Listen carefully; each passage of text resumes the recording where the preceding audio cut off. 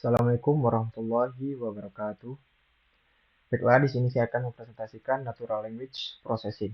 Sebelumnya, saya akan perkenalkan diri. Nama saya Febri Darmansyah Putra, NPM 223510288. Baiklah, kita masuk yang pertama. Apa itu NLP? Nah, NLP adalah Natural Language Processing, yang mana NLP ini dari cabang kecerdasan buatan atau Artificial Intelligence yang berfokus pada interaksi antara komputer dan manusia menggunakan bahasa alami.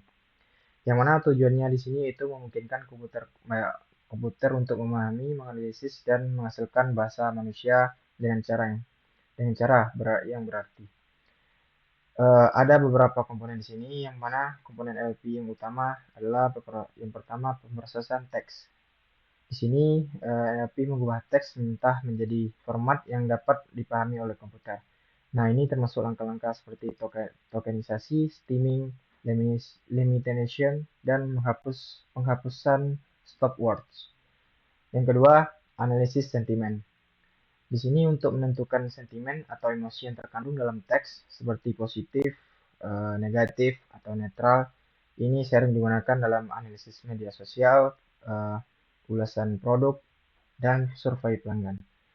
Selanjutnya itu pengenalan entitas bernama NIR. Di sini untuk mengidentifikasi dan mengklarifikasi entitas dan teks dalam teks seperti nama orang, lokasi, organisasi, dan tanggal. Selanjutnya penerjemah bahasa atau translate. Menggunakan algoritma untuk menerjemahkan teks dari satu bahasa ke bahasa lain secara otomatis. Selanjutnya chatbots dan asisten virtual. Di sini menggunakan NLP juga untuk memahami dan merespon pertanyaan pengguna dalam bahasa alami seperti yang dilakukan asisten virtual seperti Google Assistant, chatbot layanan pelanggan seperti GPT, atau yang lain-lain. Nah, apa sih tugas-tugas NLP di sini? Kita masuk tugas yang pertama, yaitu tokenization. Di sini, tokenization adalah proses memecahkan teks menjadi unit-unit lebih kecil yang disebut token. Token ini berupa kata, frasa, atau kalimat. Nah, tujuannya di sini itu memudahkan analisis lebih lanjut dengan memisahkan elemen-elemen penting dalam teks.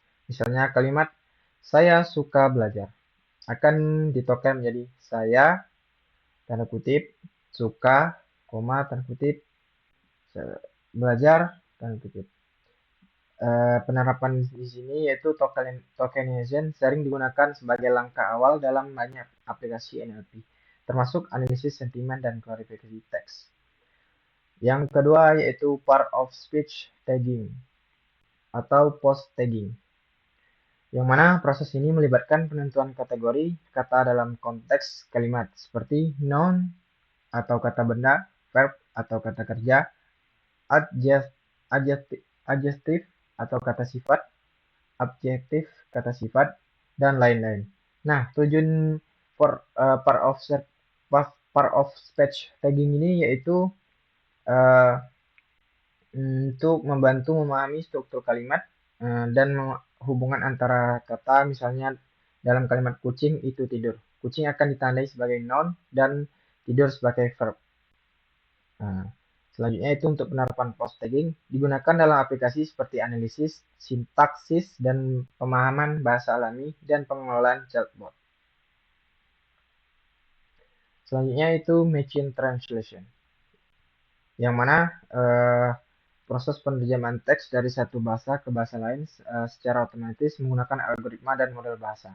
Nah, tujuan di sini yaitu memudahkan komunikasi lintas bahasa dan akses informasi. Contoh menerjemahkan hello ke dalam bahasa Indonesia menjadi halo.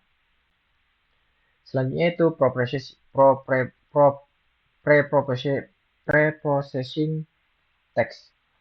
Nah, teks untuk artificial intelligence di sini yang pertama lower casing. Untuk mengubah semua huruf dalam teks menjadi huruf kecil. Nah, tujuannya di sini untuk menghindari perbedaan antara kata yang sama ditulis dengan huruf besar dan huruf kecil. Misalnya kucing K-nya besar dan kucing K-nya kecil. Nah, akan dianggap sama setelah diproses ini. Nah, ini akan memudahkan analisis dan pengolahan data teks. Contoh, teks sama dengan text lower. Selanjutnya, remove punctuation. Ini untuk menghapus tanda baca dan karakter non-kata dari teks. Tujuannya di sini yaitu menghilangkan elemen yang tidak relevan dalam analisis teks, seperti tanda baca, angka, dan simbol, dan yang tidak memberikan informasi penting untuk pemodelan. Nah, memastikan bahwa hanya kata-kata yang relevan yang tersisa untuk analisis lebih lanjut. Contoh teks re sub r slash v teks. Selanjutnya tokenization. Nah, di sini untuk memecahkan teks menjadi unit-unit yang lebih kecil, biasanya kata-kata. Tujuannya di sini yaitu memudahkan analisis dan memisahkan teks menjadi kata-kata individual sehingga setiap kata dapat dianalisis secara terpisah. Nah, di sini memungkinkan penggunaan topik pemroses bahasa alami atau NLP yang lebih lanjut seperti penghitungan frekuensi kata. Contoh token for tokenis text. Selanjutnya remove stop words. Menghapus kata-kata umum yang tidak memberikan makna signifikan dalam konteks analisis seperti dan, atau, adalah. Nah, tujuan di sini untuk mengurangi noise dalam data dengan menghapus kata-kata yang tidak penting sehingga fokus analisis dapat diarahkan pada kata-kata yang lebih bermakna. Nah, di sini juga untuk meningkatkan efisiensi pemodelan dengan mengurangi jumlah kata-kata yang perlu diproses. Contoh stop word, set stop words Indonesian, mengambil token word for word in token if word not in stop word. Selanjutnya stemming, mengubah kata-kata ke bentuk dasarnya atau stem dengan menghapuskan akhiran. Tujuannya di sini yaitu mengelompokkan kata-kata yang memiliki makna yang sama ke dalam bentuk dasar yang sama. Misalnya berlari, lari, berlarian akan diubah menjadi lari. Nah, di sini juga akan mengurangi kompleksitas dan meningkatkan akurasi model dengan mengurangi variasi kata. Contoh steamer akan proses menjadi steamer, porter steamer. Nah akan diproses oleh token steamer steam word for word in token. Selanjutnya join tokens back into string. Ini menggabungkan kembali token yang telah diproses menjadi satu string. Nah, tujuannya di sini yaitu mengambilkan data ke format yang dapat digunakan untuk analisis lebih lanjut atau untuk pelatihan model. Dan di sini untuk memastikan juga bahwa ada data tetap dalam format teks setelah semua langkah preprocessing. Contoh proses teks join token. Selanjutnya representasi teks. Yang pertama representasi teks yaitu back of word atau BOW. Yang mana metode back of word ini mengubah teks menjadi representasi numerik dengan menghitung frekuensi kemunculan setiap data dalam dokumen. Dalam konteks tweet, setiap tweet akan diwakili oleh vektor yang menunjukkan berapa kali setiap kata muncul. Cara kerja seperti berikut, setiap kata unik dalam semua tweet menjadi fitur, dan matriks dokumen kata dibentuk di mana setiap baris mewakili tweet dan setiap kelompok mewakili kata unik. Seperti contoh di sini, from Clarion Vector Extraction Text, impor dari Vectorizer, yang mana di sini contoh data tweetnya rasanya gua ingin marah asli dah. Jangan mau beli sari ini, asin banget bumbunya, micin. Resto ini terletak di Jalan Braga. Eyo, cacing dibanding resto sejenisnya. Nah, inisiasi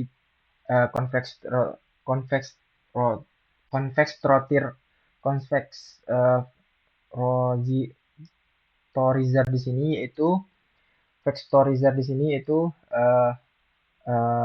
memanggil convectorizer x vectorizer feed transfer tweet. Nah, untuk menampilkan hasilnya di sini print vectorizer get feature names out dan print X try array.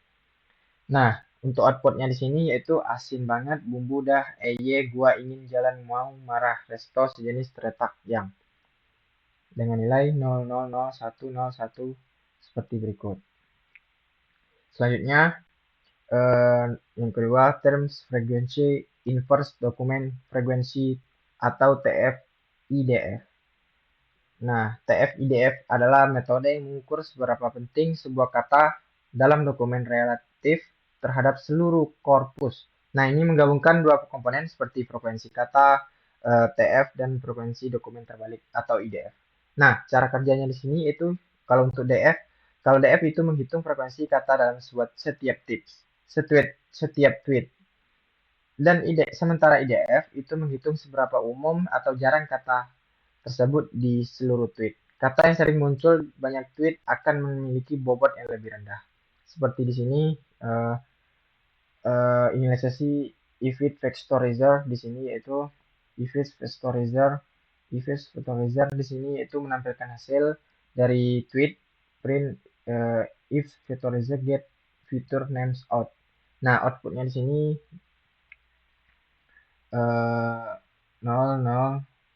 Nah, jika menghitung frekuensi dalam setiap tweet, kalau IDF tadi itu menghitung seberapa umum atau jarang kata tersebut di seluruh tweet. Nah, di sini akan muncul banyak tweet yang memiliki bobot dengan nilai yang rendah di sini. Selanjutnya yaitu metode selanjutnya word appendings. Nah, word appending ini representasi kata dalam bentuk vektor berdimensi rendah yang menangkap makna semantik dari kata-kata dalam konteks tweet. Nah, metode ini digunakan untuk memahami hubungan antara kata-kata dalam tweet.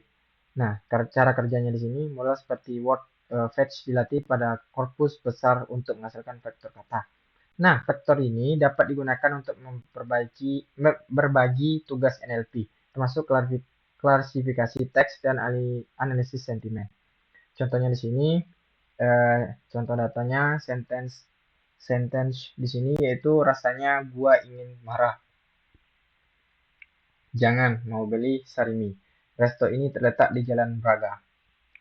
Nah, di sini model word fetch sentence vector dengan size 10, Windows 2, min count workers 4. Nah, untuk mendapatkan vektor untuk kata-kata resto di sini kita akan memprint vektor dan memanggil dari resto. Outputnya akan keluar seperti berikut. Nah, contoh vektor berdimensi 10. Selanjutnya kita masuk modeling. Nah, selanjutnya itu modeling. Yang pertama itu naive Bayes. Yang mana naive Bayes di sini algoritma yang klasifikasi berbasis probabilitas yang menggunakan teorema Bayes. Nah, algoritma ini mengkonsumsi bahwa fitur-fitur kata-kata bersifat independen satu sama lain yang seringkali tidak benar dalam praktek tetapi memberikan hasil yang baik untuk banyak masalah klasifikasi teks. Nah, ada beberapa kelebihan di sini. Sederhana, cepat, efektif untuk data set besar, baik untuk klarifikasi teks, terutama dengan data yang tidak seimbang. Nah, implementasinya di sini yaitu misalkan X ada representative text, BO atau TF atau IDF, dan Y adalah label sentimen. Nah, Y di sini ada label sentimen. Nah, inisiasinya yaitu latih modelnya di naive Bayesnya di sini yaitu naive Bayes mengambil multinominal INB, naive Bayes fit X train X Y train. Nah, prediksi dan evaluasinya di sini YBird naive Bayes predicts X text. Nah, di sini memprint dari V equally score. Nah, di sini untuk memprediksi apa dan evaluasinya classification report. Selanjutnya itu support vector machine. SVM atau SVM. Nah, SVM ini adalah algoritma klasifikasi yang mencari hyperlink terbaik untuk memisahkan kelas-kelas dalam data. SVM di sini sangat efektif dalam ruang berdimensi tinggi dan dapat digunakan untuk klarifikasi linear dan non-linear dengan menggunakan kernel. Nah, untuk kelebihannya di sini baik dataset dengan dimensi tinggi, efektif juga dalam kasus di mana jumlah fitur lebih besar daripada jumlah sampel dan dapat menangani data linear dengan kernel. Berikut adalah implementasinya.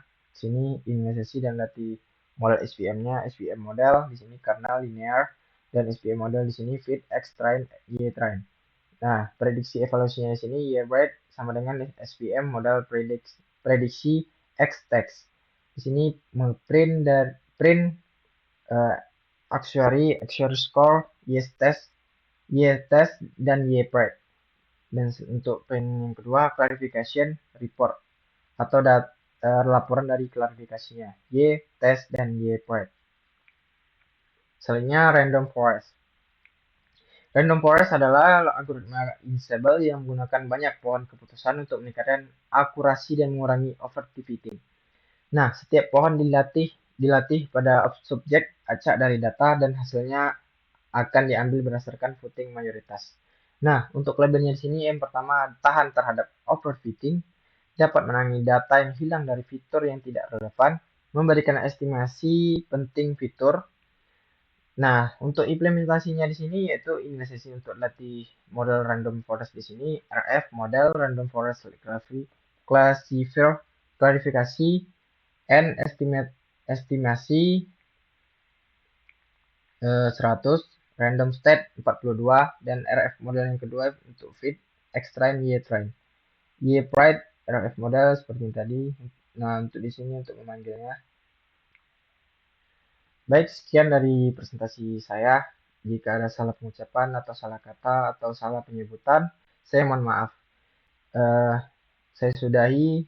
Saya sudahi. Wassalamualaikum warahmatullahi wabarakatuh.